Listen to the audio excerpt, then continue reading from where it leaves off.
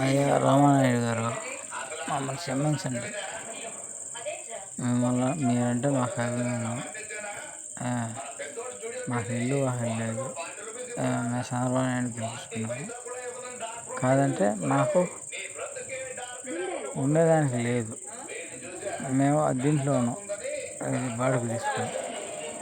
మాది వచ్చేసి చెట్టుకుంట, రైల్వే కోడూరు, చెట్టుకుంట మండలం, యనాదపల్లె.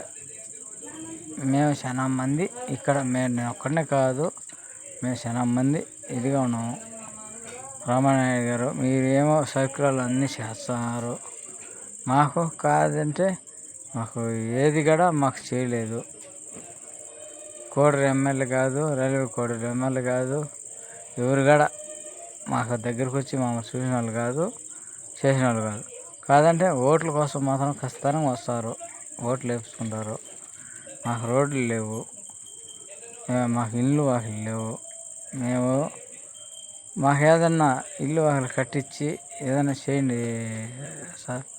చంద్రబాబు నాయుడు గారు కావచ్చు, లోకేష్ గారు కావచ్చు, మీరు కూడా కావచ్చు.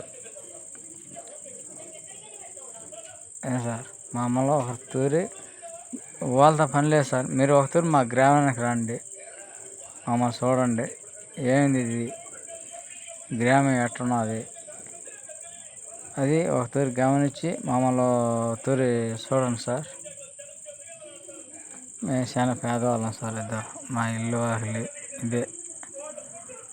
ఎన్నో చేసుకుంటాం, ఎన్నో తింటాం, ఎన్నో పనుకుంటాం సార్. మాకు ఇల్లు వాకిలి లేదు. ఇదే పందిల కింద ఉంటాము. వాన వచ్చినదే, గాలి వచ్చినదే. మమ్మల్ని తూరికి గమనించండి సార్. మేము పేదవాళ్ళం.